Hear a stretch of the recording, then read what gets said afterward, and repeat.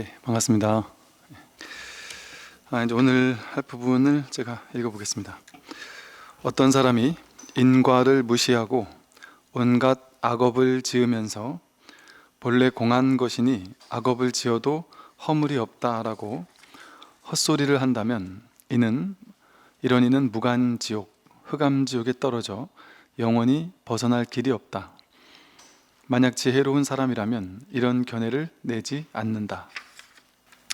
이제 우리가 공하다라고 하고 본래 실제 하는 것이 없다, 그러니까 실체성이 없다, 그러니까 비실체성이어서 텅 비어 공하다 이렇게 설명을 하니까 공하니까 그럼 뭐 다 없는 거구나, 다 의미가 없는 거구나, 그러니까 뭐 내가 나쁜 짓을 해도 상관없겠네, 인과를 무시하면서 온갖 악업을 지으면서 뭐 본래 공한 거니까 상관없다 이렇게 하는 것은 헛소리다. 그래서 이런 사람은 무간지옥, 흑암지옥에 떨어져서 영원히 벗어날 길이 없다 이렇게 얘기를 했어요. 그러니까 이제 우리가 공이라고 한다고 해서, 공사장이라고 한다고 해서 완전 편공, 치우친 공, 무기공, 이렇게 공에 떨어져서 공에 빠지면 안 된단 말이죠. 치우치면 안 된단 말이죠. 예를 들어 내가 나쁜 짓을 해도 된다라고 그렇게 이 공을 이해한다면 그런 사람을 제가 가서 한 대 뺨을 올려 친다, 뭐 칼로 찌른다 그러더라도 괜찮다면, 여러분이 만약에 나 공하니까 나쁜 짓 해도 괜찮아 라고 하려면 정말 공한지, 그 사람 한 대 때려도 내가 한 대 얻어맞고도 공한가, 그 스스로 보면 공하지 않잖아요. 이렇게 현실에서는, 그래서 불교에서는 이제 이법계, 사법계, 또 이사무회 법계, 사사무회 법계 이렇게 설명을 해요. 그러니까 이치, 진리의 세계를 이법계라고 하는데, 그 진리의 세계인 이법계만 중요한 것이 아니라 현상세계의 세계인 이 사법계, 현실이라는 이 현실도, 이 인과의 세계, 이것도 무시해서는 안 된다는 거죠. 우리가 어쩔 수 없이 인과 속에서, 이 현실 속에서 우리는 살아가야 되기 때문에 이 인과의 영향력 아래에서 우리는 살게 됩니다. 그래서 나쁜 짓을 하면 나쁜 결과를 받죠. 착한 일을 하면 복을 받습니다. 본질은 텅 비어 공하더라도 이 현상세계의 법칙, 인과의 법칙, 이거는 명확한 현실세계의 법칙이에요. 그러니까 이 인과를 본인이 벗어나지 못한 입장이라면 당연히 복을 짓고 악을 행하지 않도록 노력하면서 그 선행을 쌓는 일을 해야 돼요. 현실에서는 분명히. 사실은 이것이 우리들에게는, 우리 공부하는 사람에게는 뭐랄까, 그 본질만 공부한다고 해서 현상을 이제 무시해서는 안 됩니다. 당연히. 그러니까 우리 이 마음 공부하는 사람들이 이제 가끔 이 본질적인 이 근본법만 자꾸 보려고 하다 보니까 이 현상세계의 법, 이 인과법, 이거는 좀 무시하는 사람들이 좀 있을 수 있어요. 그러나 뭐랄까, 좀 이렇게 본인이 좀 푹 이렇게 익어간달까? 그러고 나면 현상세계도 전혀 무시하지 않습니다. 그리고 현상세계는 현상세계 그대로 존중하죠. 존중할 뿐 아니라 이를테면 이럴 수 있죠.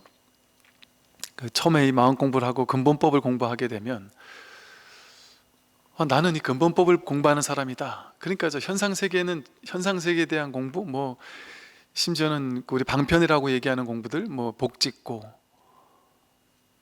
제의를 지키고 뭐 계율을 잘 지키고 또 절에서의 법도와 질서 예절을 지키고, 그리고 기도하고 각종 수행과 또 뭐 의식, 뭐 불공의식 이런 거에 동참하고, 이런 것들에 대해서 무시하지 않는단 말이에요. 그게 왜 무시할 일이겠어요? 그러니까 제가 이 기도, 수행 이런 방편은 지향하고 방편은 내려놓고 결국에는 방편은 임시로 쓰고 버리는 것이다. 그러니 본질을 봐야 된다라고 이렇게 설법을 하는, 이제 제 입장은 이 입장인 것이고, 이 자리를 설명을 하다 보니까 어쩔 수 없이 그렇게 설명을 하는 것인데, 그런다고 해서 제가 뭐 현실에서 기도하고 수행하고 이런 분들을 뭐 이게 속으로 무시하느냐? 속으로도 무시하지 않는단 말이에요. 저는 오히려 이제 제가 군에 한동안 있었잖아요. 군에서 목사님들, 또 신부님들, 뭐 또 스님들도 그렇고 많은 종교인들, 또 종교 성직자분들을 뵀잖아요. 제가 이제 20대 때 처음 군에 갔을 때는 저도 마음을 활짝은 못 열다 보니까 이제 목사님 신부님들하고 경쟁 아닌 경쟁도 하고, 자, 장병들 어떻게 하면 우리 법당에 더 많이 오게 하려고 뭐 이러기도 했었죠. 그리고 목사님들 신부님들이 이렇게 신앙심이 깊은 걸 보면서 옛날에는 그런 마음도 있었을 때도 있었을 거예요. 저 장한 신앙심은 좋은데, 저 정도밖에 공부를 못 하시니까 참 안타깝다, 내지는 뭐 이런 마음이 있었을 것 같아요, 옛날에는. 그런데 어느 때부턴가는 오히려 그 목사님들 신부님들의 그 순수한 신앙심을 만날 때면, 뭐 목사님 신부님 중에도 다 존경스러울 만한 분들은 아닐 수도 있잖아요. 근데 그 중에 보면 정말 순수한 신앙심으로 정말 하나님을 이렇게 믿고 정말 순수하게 아주 맑은 신앙심을 가지고 정말 아주 신앙을 하는 그런 분들을 뵈면, 저런 게 바로 그 신앙이라는 것의 그 거룩함이겠구나, 그 청정함이겠구나, 어떤 그런 생각들이 들면서 참 뭐랄까 경건하게 느껴지고 또 아름답게 느껴지고 그랬던 그 경험들이 있거든요. 그분들이 열심히 기도하고 하는 것, 꼭 그걸 가지고 우리가 요만큼도 좋다 나쁘다로 접근할 수가 있는 게 아니란 말이에요. 그러니까 우리는 그냥 이 근본법, 이 본질, 겉에 드러난 이 파도의 세계가 아닌 이 바다, 이거를 한번 확인해 보자 하고 여기 익숙한 시간을 보내려고 하는 우리의 이 발심, 이건 이거대로 그냥 내가 해 나가되 현실을 무시해서는 안 된다. 현실을 그렇다는 건, 다시 말하면 현실을 일일이 판단하면서 이건 맞고 저건 틀렸고, 이건 거룩하고 저건 거룩하지 않고, 그렇게 막 과도하게 시시비비를 가릴 필요도 없단 말이죠. 왜냐하면 아무리 못난 사람도 심지어는 그 죄인이라 할지라도, 범죄자라 할지라도, 성격이 좀 나쁘고 거칠고 누가 봐도 모범적이지 못한 사람이라 할지라도, 사실은 그도 똑같은 부처거든요. 그도 똑같은 이 진리 하나, 법 하나를 쓰고 있거든요.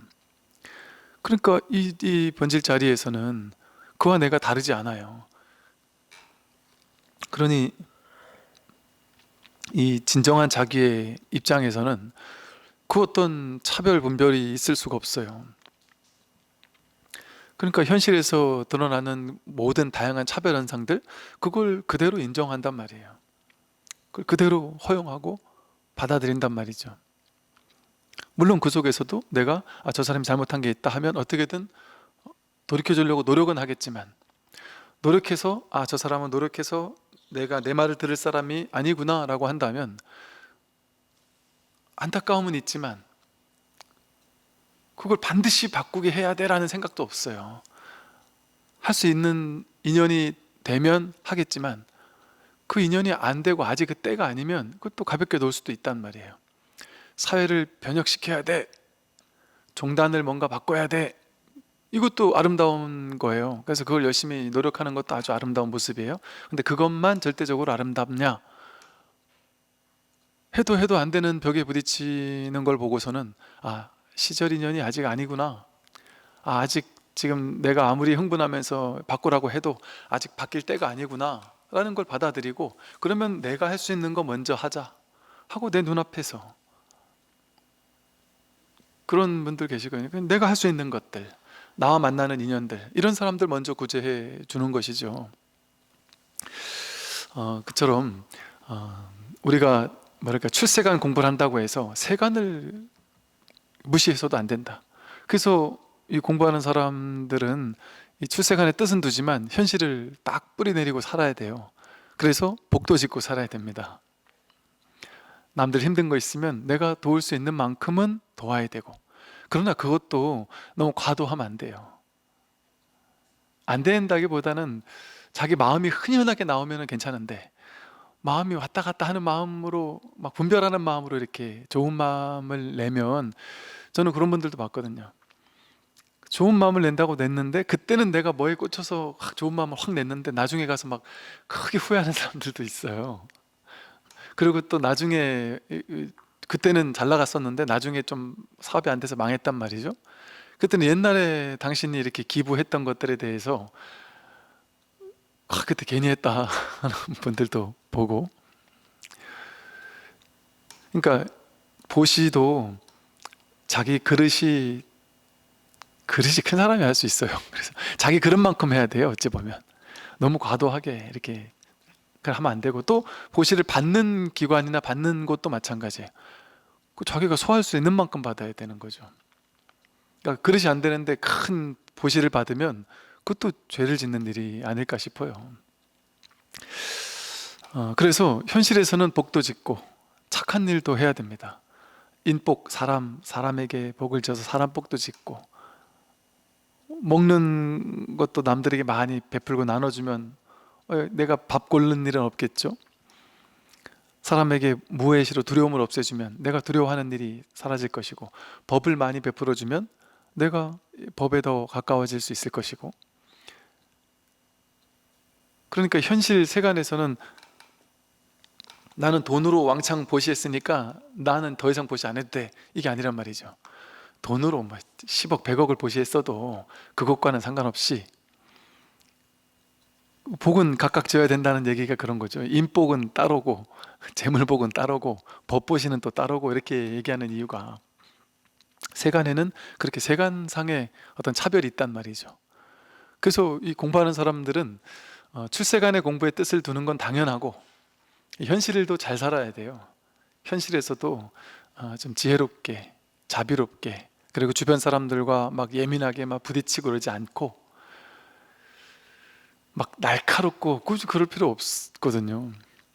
그럼 부드럽고 좀 자비롭게 주변 사람들에게 좀 유하고 따뜻하게, 사람들이 이 사람을 만나면, 그러니까 제일 큰 복은 그거 같아요. 이렇게 이 사람이 함께 관계를 맺고 살아가는 우리들의 삶 속에서 제일 큰 복은 성격 좋은 사람 있잖아요. 쉽게 말해 성격이 좋아서 유해서 남들을 크게 스트레스 주지 않는 사람, 그리고 누굴 만나도 남들을 좀 편안하게 해주는 사람 있잖아요. 그런 사람은 저도 이렇게 뭐 사귀어 보니까, 누굴 만나면 그 사람을 만나면 정말 마음 편한 사람들 있잖아요. 저 사람은 나를 재단하지 않는, 판단하지 않는, 자기 판단이 너무 과도하게 옳다라고 여기면 이거는 절대적으로 옳고 저건 틀렸어라는 게 기준이 과도해요.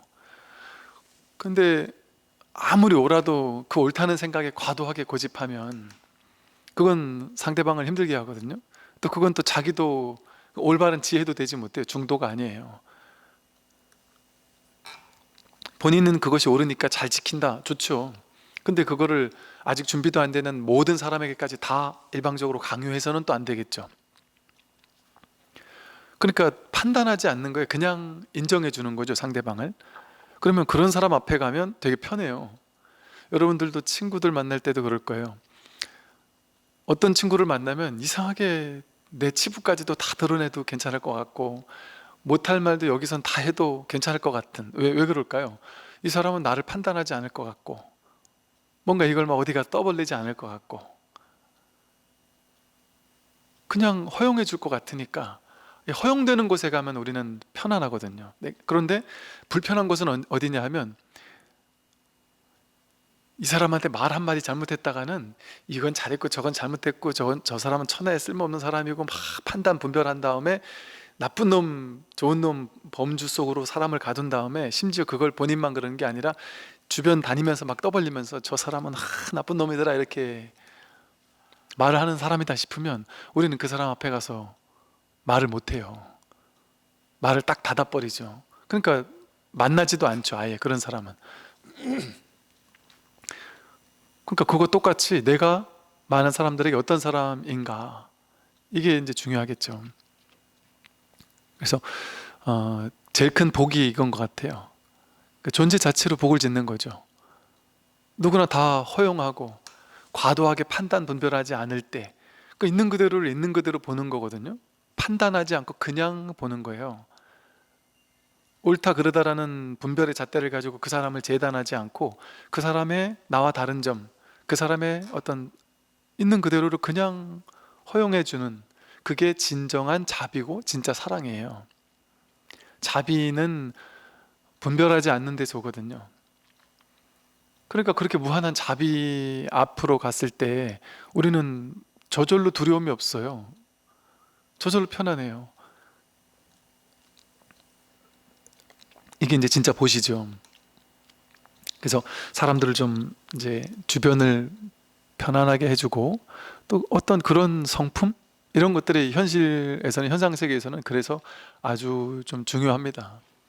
그래서 우리 절집안에서도 그런 얘기를 해요. 이렇게 이제 법문하시고 포교하고 신도님들 앞에서 뭔가 이렇게 주지를 한다든지 뭔가 이렇게 좀 이런 자리에 나가는 스님들은 법만 뚜렷하다고 되는 게 아니다, 이렇게 얘기를 하기도 해요.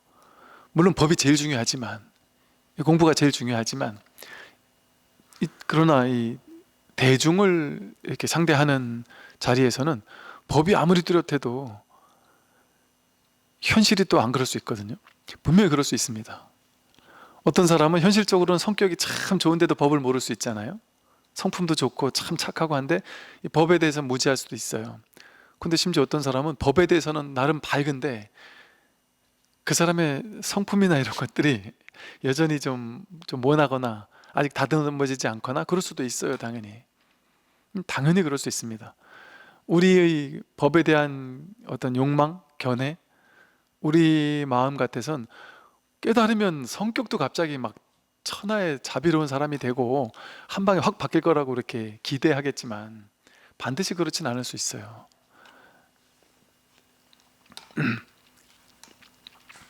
달라요, 사람에 따라. 그러니까 이제 뭐랄까, 그 이와 사를 함께 갖추었다, 이런 공부인 찾기 쉽지 않다는 얘기를 하는 거예요. 이치와 현실을 아울러 이렇게 갖춘 사람 찾는다는 건 정말 쉽지 않은 일인 것 같아요.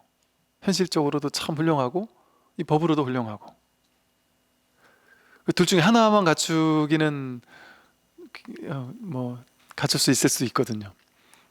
그게 참 신기해요. 여러분. 그 옛날에 우리 저 어른 스님들 일화 같은 것도 보면 도인인데 독특한 스님들도 많잖아요.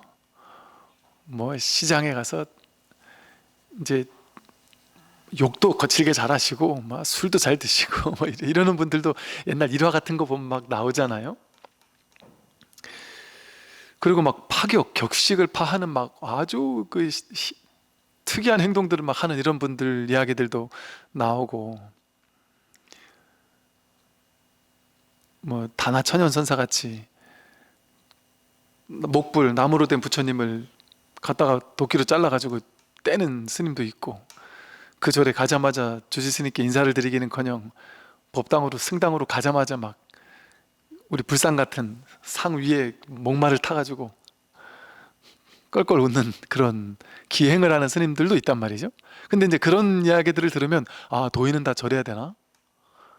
도인은 다 저런 풍모가 있어야 도인인가 보다, 이렇게 이제 우리가 오해하기 쉬운데, 그 선어록들 보고 선사 스님들의 이야기들을 보면요, 다나천연 선사 같은 경우는 진짜 독특한 경우예요. 그런 경우는 없어요. 잘 모르긴 해도 다나천연 선사가 나중에 이게 공부가 푹 있고 나서는 그런 기행을 안 했을 거예요, 아마. 처음엔 좀 그럴 수 있어요, 있기 전에는. 또 그 기세에, 그 기운에 본인이 이제 그럴 수 있는 뭐 여지도 있단 말이죠. 그러니까 이제 큰 스님들이 이제 스님들 이제 막 한 소식 하고 나면 막 그냥 세상 두려운 줄 모르고 막 큰 소리 친단 말이에요. 그럴 땐 그냥 그냥 봐줘요. 그러고 그냥 슥 그냥 뒷방으로 가버려요. 그냥 내버려 둔단 말이에요. 그러니까 기다려주는 거예요. 기다려주는. 그래서 오히려 선사 스님들을 보면 정말 자비로워요. 자비롭고 그냥 평범하시고. 그래서 현실에서는 우리 현실의 눈으로는 도인을 잣대 지을 수 없어요. 도인들이라도 현실이 되게 부족한 사람도 있고, 또 현실도 아주 원만하고 모든 게 그럴 수도 있고, 그러니까 다르단 말이죠. 그래서 이와 사는 좀 다를 수 있어요. 그러니까 자기의 잣대로 이 법을 이렇게 재단하려고 해서는 안 되고, 또 우리도 이 법 공부를 한다고 해서 이 현실을 함부로 살거나 뭐 공하다고 해서 정말 현실을 막 살아면 안 된다. 그래서 그런 걸 이제 없애주기 위해서 부처님께서 그 계율이라는 것을 제정하셔서 처음에 이제 공부가 아직 좀 있기 전에 있는 많은 쌤들에게 계율을 지키도록 하는 걸 통해서 그런 어떤 함부로 막 방탕한 생활을 하거나 너무 게으른 생활을 하거나 좀 도리에 어긋나는 생활을 하는 것들을 계율로서 이렇게 좀 차단시키는 그런 방편을 이제 쓰신 거겠죠. 근데 이제 그렇게 공부가 좀 많이 익어가고 나면 우리 그 조사 스님 중에 있었던 분처럼 나는 매일 계율을 칼같이 지키는 것도 아니지만 방탕하게 계율을 막 어기고 살지도 않는다. 나는 하루 일과에 막 착착 맞춰가지고 살고 맨날 참선하고 하면서 이래 살지도 않지만 그걸 안 하지도 않는다. 이런 어떤 모습을 볼 수가 있겠죠. 저도 근자에 어떤 존경하던 이제 어른 스님을 한번 뵙고 공부에 대한 이야기를 좀 나누고 그 스님 사는 것을 좀 뵙고 이렇게 온 적이 있었는데 정말 너무 존경스럽더라고요. 정말 이 공부에 대한 그 안목이 아주 투철하고 밝으신 분이신데도 불구하고 그냥 현실에서 이렇게 만나서 대화를 나누면 그야말로 너무나도 편안함을 주는 그 당신의 그 이름에 걸맞지 않게 너무나도 정말 소탈하시고 정말 편안하시고 누가 이런 분한테 이렇게 뭐 도인이라는 얘기를 붙이는 것 자체가 오히려 더 쓸데없는 망설을 갖다 붙인 쓸데없는 걸 갖다 붙이는 것 같고 그냥 평범하신 거예요. 하루 종일 그냥 부지런히 당신 삼시세끼 해 드시고 도량 청소하고 하시면서 평범하게 그냥 사시는 거예요. 근데 그 평범한 모습이 너무 감동적이더라고요. 이게 뭐 내가 공부했네 뭐 이런 상 이렇게 막 내지 않는단 말이죠. 막 엄청난 뭐 제의를 하고 뭐 무슨 기도를 하고 무슨 기도를 하고 뭐 이런 것도 없어요.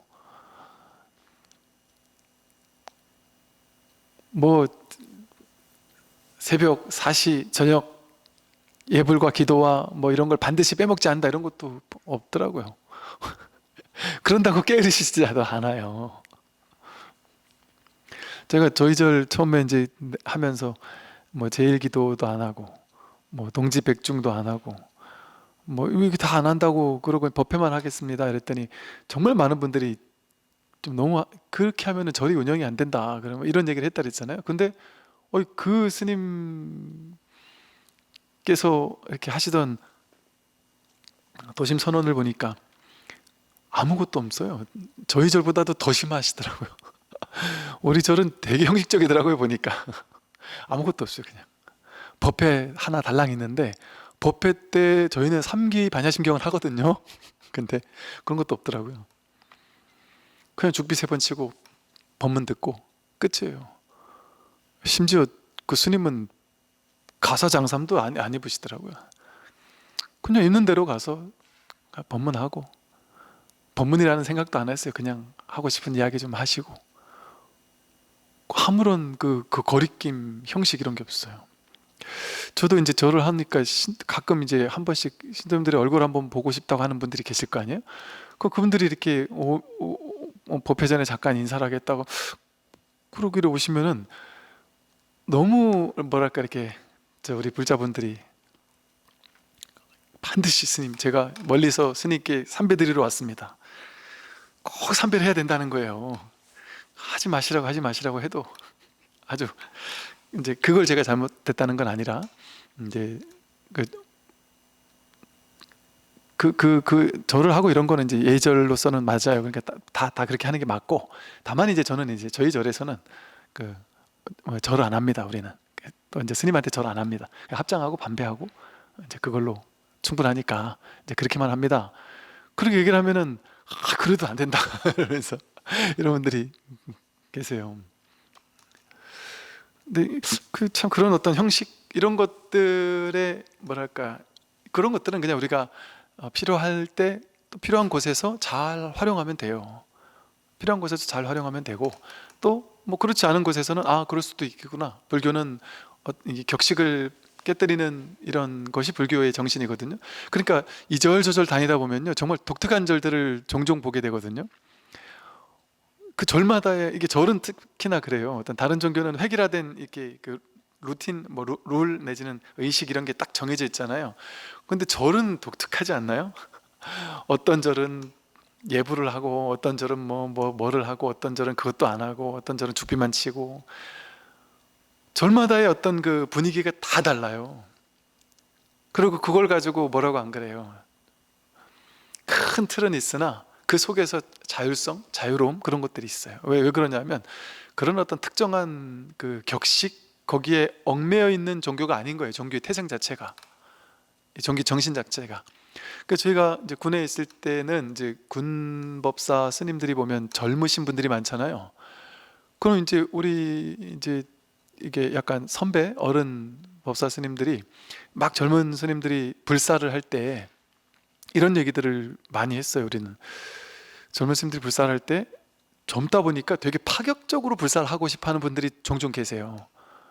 부처님 이렇게 군법당에 장병들 포교하는 곳인데 굳이 부처님 막 세 분 모시고 뒤에 탱화하고 막 닷집에 수미단에 신중단, 지장단 뭐 이거 다 만들면서 막 단청 화려하게 하고 굳이 이럴 필요가 있느냐.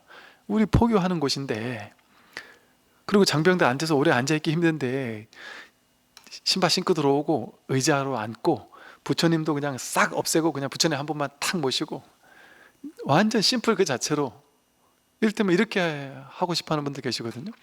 근데 제가 처음 이제 군에 갔을 때 초반만 해도 에이 그건 좀 과하지 않을까? 그래도 기존 전통은 따라야지, 이런 분위기가 있었는데 요즘에는 그렇지 않더라고요.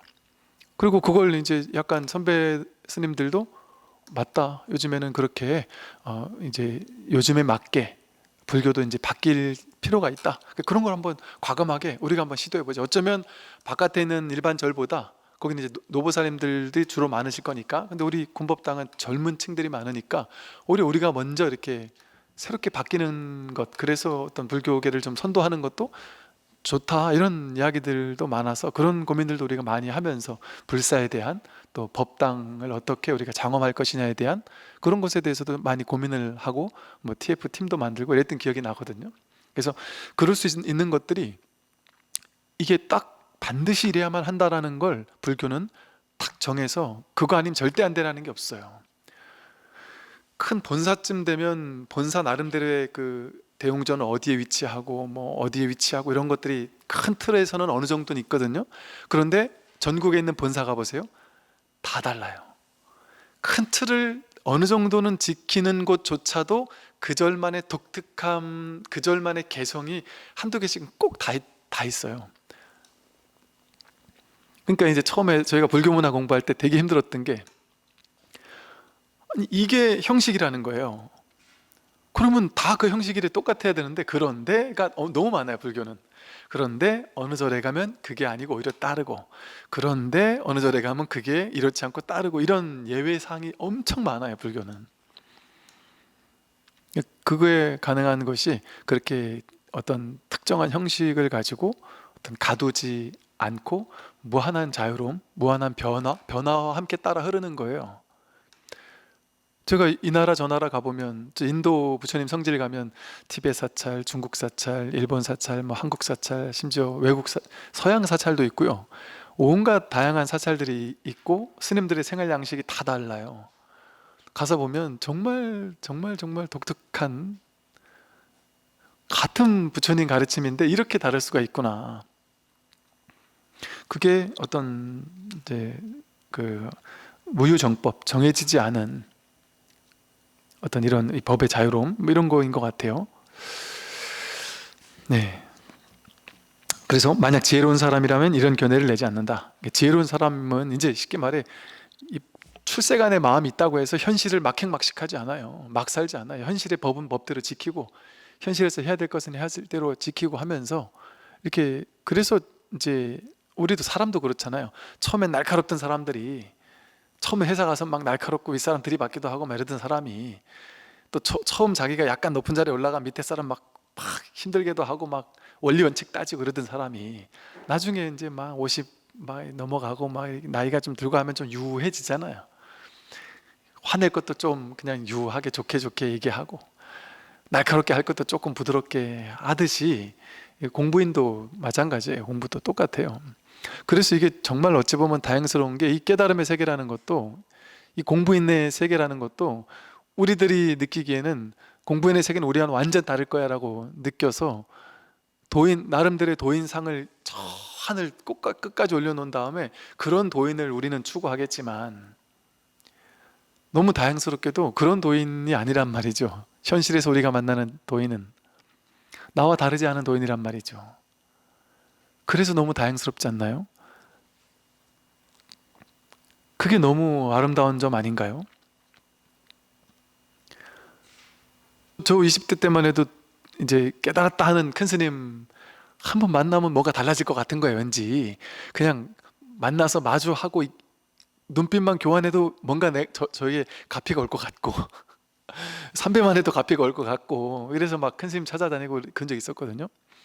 근데 그때 20대 때 그 젊은 때는요, 그 큰 스님을 찾아가는데 그 문 앞에서도 벌벌벌 떨리더라고요. 도인은 뭔가 다를 것 같아서 나를 보면 뭔가 뭐 많이 알 것 같고 벌벌벌 떨었어요. 왜? 내 안에 도인에 대한 엄청난 상을 가지고 있었단 말이죠.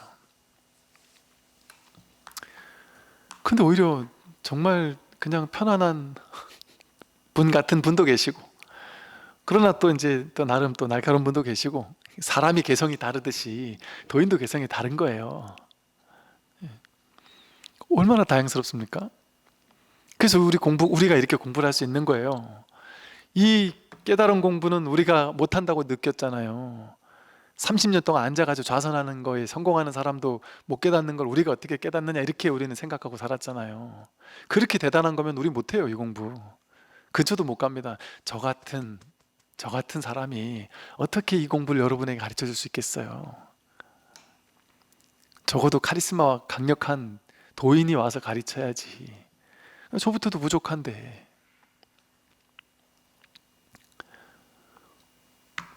이게 제가 노리는 점이에요. 이 공부가, 마음 공부가, 이 불교가 저 위에 막 하늘 위에 붕붕 떠 있는 그 깨달음의 세계를 확 끌어내려 가지고 우리 눈앞으로 딱 가져와야 돼요. 우리의 현실로, 늘 내가 살고 있는 이 담담한 현실로 가져와야 돼요. 그래야 우리가 이 깨달음에 가까이 갈 수 있어요. 깨달음에 대한 상을 깨야 되거든요. 상을 타파하면 그게 약견 재상 비상이면 즉견열애예요. 모든 상을 깨뜨렸을 때 거기서 열애를 본단 말이에요. 상을 가지고 있으면 열애를 못 봐요. 그러니까 내가 상을 가지고 도인 상을 딱 쥐고 사람을 만나면 나는 카리스마 넘치는 도인을 만나러 왔는데 그냥 동네 할아버지가 앉아 계신단 말이에요. 배고프면 밥 달라고 조르는, 오늘 좀 맛있는 반찬 없냐고 하는 어떤 젊은 스님이 오셨는데, 그 당신 이제 절에 계신 어떤 스님 한 분이 좀 이게 도를 좀 아시는 것 같대요, 그냥 감으로. 그리고 본인이 약간 아는 것처럼 한 번씩 얘기를 하신대요. 그러나 뭐 그냥, 근데 우리가 봤을 때는 영 도인 같지가 않대요. 그래서 인정이 안 된다는 거예요. 뭐가 인정이 안 되셔요? 그랬더니 그 스님 뭐 배고픔 와서 오늘은 좀 뭐가 있냐고, 뭐 맛있는 거 없냐 그러고, 뭐더라, 그냥 일반 우리 평범한 스님들하고 너무 똑같다는 거죠. 그래서 그래서 도인 아무나 못하는 것 같다. 그럼 그 스님이 그 얘기를 하더라고요. 나는 도인 안 하고 싶다 그러더라고요. 그래서 왜요? 그랬더니 아이 불교계에서 도인 아무나 못해요 그러더라고요. 왜요? 그랬더니 저부터도 누가 도인이라 하면 저놈이 도인 짓을 하나 이러고 쳐다본다는 거예요. 그리고 도인이라고 딱 본인이 뉘앙스를 풍겨놓고 얘기를 해놓고 나서 그래 되면 이제 그 다음에 일거수일투족이 또 힘들어진다는 거죠. 도인 행동을 해야 되니까. 왜? 남들이 대중이 원하는 도인 행동을 해야 되니까 거기 갇힌단 말이죠. 도인상에 갇히는 삶을 살아야 되는데 나는 그런 거 살 자신이 없다. 그 차라리 도인 안 됐으면 좋겠다. 이런 얘기를 하더란 말이죠. 그러니까 그렇게 갇혀 있는 동안은 우리는 공부 못합니다. 그러면 그분이 모르긴 해도 도인일 거예요. 왜냐하면 뉘앙스를 안 풍기려고 하는 측면이 있고, 또 사실은 이게 딱 자기 성품을 확인하고 나면 우리 불자분들도 많이 그러세요. 이 자리 딱 확인하고 나서 못 버텨요. 그냥 입이 근질근질해가지고 이걸 내가 얘기하고 싶어서 죽겠는 거예요. 막 도반한테도 얘기하고 싶고 내가 이걸 알았다 하고 막, 근데 하지 말라고 하니까 막 근질근질해가지고, 근데 나중에 알아요. 얘기 안 하길 잘했다 하고. 거기 갇혀버리면은 이게 이제 자유롭지 못해요. 그리고 또 실제로 모르겠어요. 저는 이제 제가 공부한 바로 봤을 때는 진짜 도인이라는 상을 가진다는 게 합당한 얘기인가, 합당한 일인가. 이 아무것도 아닌 걸 가지고 뭘 도라고 하고 뭘 도인이라고 할 수가 있겠는가. 이 법이라는 게 그렇게 우리가 뭐 대단하게 느끼고 그럴 것들이 아니에요. 그냥 너무나도 친밀한 거지, 우리와. 너무나도 평범한 것이지. 그러니 가장 공부 많이 한 스님들은 이걸 평상심이라고 그러잖아요. 그냥 평상심이다. 우리가 뭐 평범하게, 너무나도 평범하게 늘 쓰고 있는 이 마음이거든요. 그리고 언뜻 그 공부인들이 일상에서 삶을 사는 얘기를 들어보면 정말 그냥 도인 같지 않단 말이죠. 어떤 어른 스님이 당시 은사 스님 그 도인, 아주 유명한 큰 어른 도인 스님이신데 그 스님과 일화를 막 들려주는데 너무 재밌어요. 뭐 진짜 이렇게 그냥 천진한 젊은 친구들 뭐 노는 것처럼, 옛날 같으면 뭐 그냥 뭐 TV 안 나온다고, 그 내 보고 싶은 프로 안 나온다고 나가서 막 전부 저 이게 뭐죠, 이거 안테나 막 왔다 갔다 한번 하라래고 뭐 못한다고 그러고, 또 어떤 스님이 또 그래요.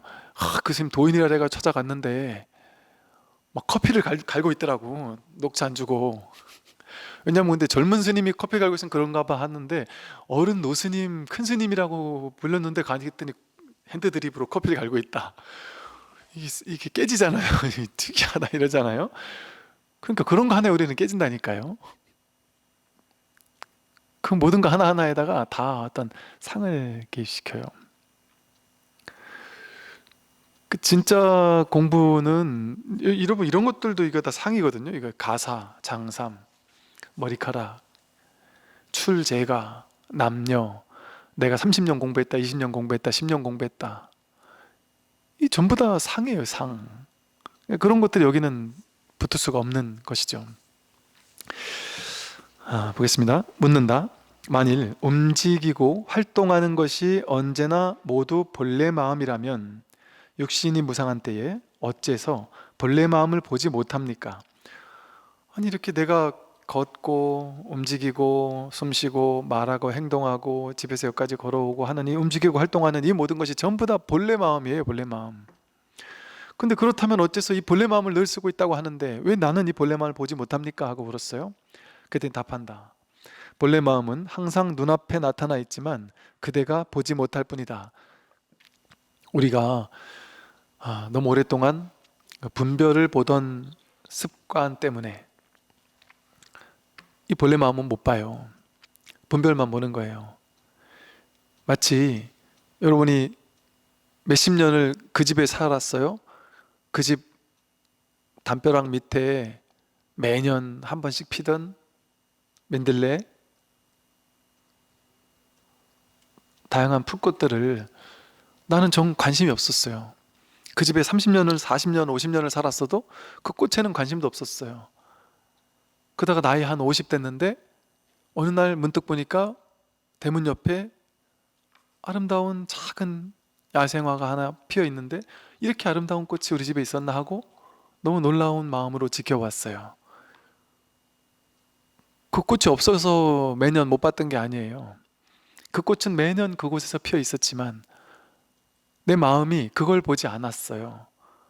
회사를 가야 되고 돈을 벌어야 되고 자식 뒷바라지 해야 되고 이런 거에 관심이 딱 가 있으면 늘 있던 게 안 보이거든요.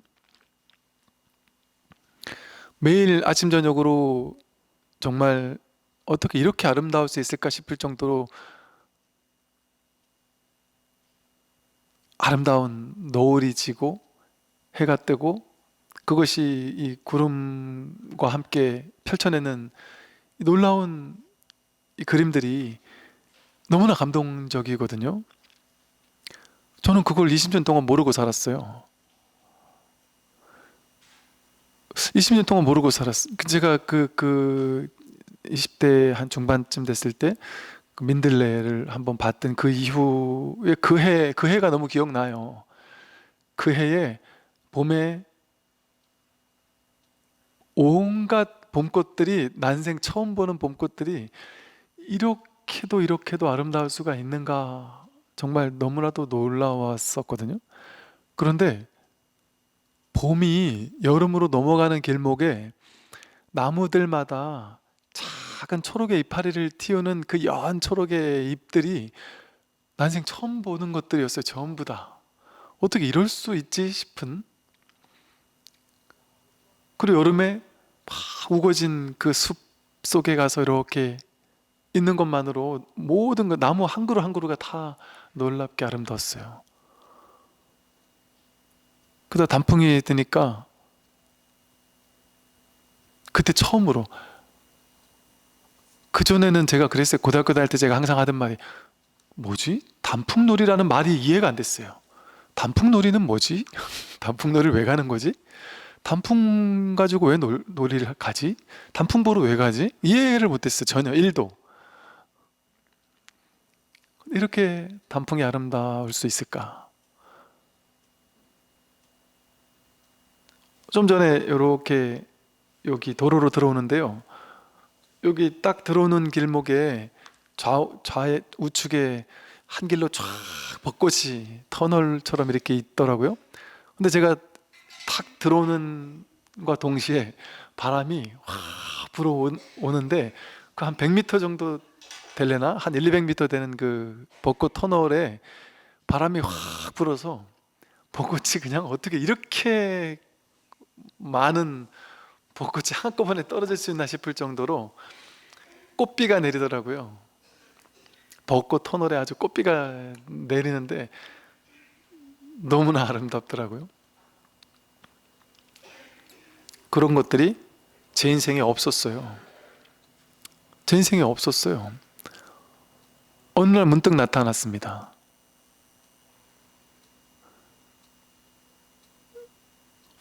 여러분들 젊었을 때 우리 학교 다니는 친구였다. 근데 나는 그 친구의 존재도 잘 몰랐다. 존재감이 없어서. 그냥 그런 친구가 있나? 몰랐다. 그런 사람이 그때는 별로 친하지도 않고 별 관심도 없었다 이랬단 말이에요. 근데 나중에 한 10년 있다가 제가 아는 사람 그런 적이 있었거든요. 사귀기로 했다 그래서 사귀었다 그래요. 그래서 나중에 얘기를 하다 보니까 초등학교 갔다는 거예요. 그래서 그럴 리가, 난 초등학교 어지간하면 다 아는데 해서 다시 가 찾아봤더니 야, 옛날에 내가 정말 눈길조차 주지 않았던 친구였더라. 없던 사람이 나타난단 말이에요. 그러니까 이와 같이 우리는 자기 의식, 분별로 의식하는 것만 내 인생에 탁 드러나요. 이 양자 물리학에서도 그러잖아요. 본래 이거는 그냥 무한 가능성으로만 있다. 양자스프에서 무한 가능성으로만 있어서 그냥 가능성, 파동으로만 존재한다. 이걸 있다고 할 수가 없고 없다고도 할 수 없을 정도의 이 가능성의 파동으로만 존재하다가 내가 관찰할 때, 의도를 가지고 여기에 나타나 주기를 의도를 하면서 관찰할 때 거기서 입자가 된다, 이렇게 얘기를 하거든요. 그러니까 이렇게 입자가 공으로 되어 있는 입자라면 이 입자를, 이게 빵꾸가 두 개 뚫린단 말이에요. 그럼 얘가 이제 이걸 던졌을 때 저쪽으로 건너 지나가는데, 이게 입자면 이 구멍으로 가든지 저 구멍으로 가든지 한 구멍을 통과해야 되잖아요. 저쪽에 가 있으면, 그 공이 저쪽에 가 있으면 한 구멍만 통과해야 되거든요. 근데 입자가 분명히 한 구멍을 통과해야 되는데 내가 보지 않고 공을 탁 던지고 나서 보지 않고 나중에 보니까 저쪽에 가 있어요. 근데 보니까 동시에 두 구멍을 다 통과한 거예요. 양자 물리학의 그 연구 같은 걸 보면 이게 어떻게 가능하지? 이게 입자라면 불가능하거든요. 근데 파동이면 가능하잖아요. 파동을 쏴주면 이 파동이 양쪽을 같이 간단 말이죠. 그래서 어떻게 이럴 수가 있나 싶어서 관찰을 했더니 한쪽으로만 통과하더라는 거예요. 관찰을 안 할 때는 두 군데를 통과하다가 파동이었다가. 이게 우리 현실과 너무 똑같지 않습니까? 내가 그것을 꽃이라고 이름 부르기 전에는 나에게 꽃이 아니었단 말이에요. 내가 꽃이라고 이름 불러줬을 때, 뭐라고 네이밍을 해줬을 때, 그때 그것이 나에게 와서 나에게 존재로 다가온단 말이에요. 중요한 사람으로 다가오고, 또 어떤 사람으로 다가올지도 내가 결정짓죠. 이 사람이 괜찮은 사람인지 별로인 사람인지, 내 인생에 중요한 사람인지 중요치 않은 사람인지, 본래 그 어떤 존재도 그런 중요도의 비중 이런 건 원래 없단 말이죠. 분별이 없는 대상을 가지고 내가 분별의 기준을 나름대로 세워서 그 분별의 기준에 따라 사람들을 점수 매긴단 말이에요. 좋은 사람, 나쁜 사람, 성격 좋고 나쁘고 옳고 그르고 훌륭한 사람, 못난 사람, 내가 기준 매긴단 말이에요. 그래서 내가 이런 사람은 더 친해지고 싶고 저런 사람은 더 밀쳐내고 싶고, 그럼으로써 자기 인생에 평등한 이 세상에 있는 그냥 있는 이대로를 내가 어떤 것만 딱 내 눈앞에, 사진 찍을 때 보면 앞에 여기만 초점을 맞추면 뒤에가 딱 아웃포커싱 되듯이 내 인생에만 딱 들어온단 말이에요. 줌인 딱 된단 말이에요. 그러면 이제 그것만 보이는 거예요. 전체가 안 보여요. 세상엔 전체가 이미 있지만, 내 세상에 본래 전체가 다 드러나 있지만 내 분별의 세상에서는 내가 딱 줌인시킨 그것만 내 인생에 딱 드러나요. 그리고 나는 내 의식이 거기 갇혀버려요. 그것밖에 없다라고 생각해요. 생각을 해도 그 기준이라는 필터를 통해서 생각하고, 그 기준의 필터를 통해서 세상을 바라볼 수밖에 없다.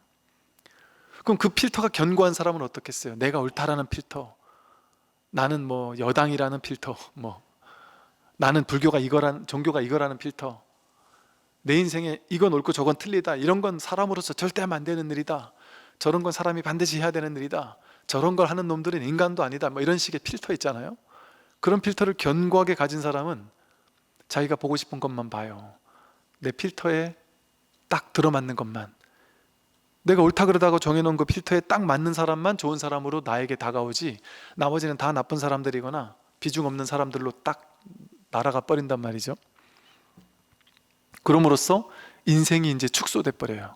확 인생이 이렇게 확 인지 협착 의식이 확 줄어든다니까요.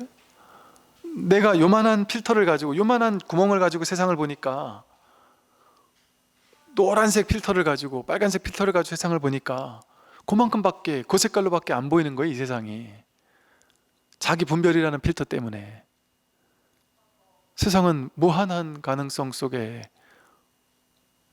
있는 이들의 진실이 100% 드러나 있는데 우리는 그걸 못 본단 말이에요. 자기 분별의 필터에 딱 가로막혀서 분별의 필터만 보는 거예요.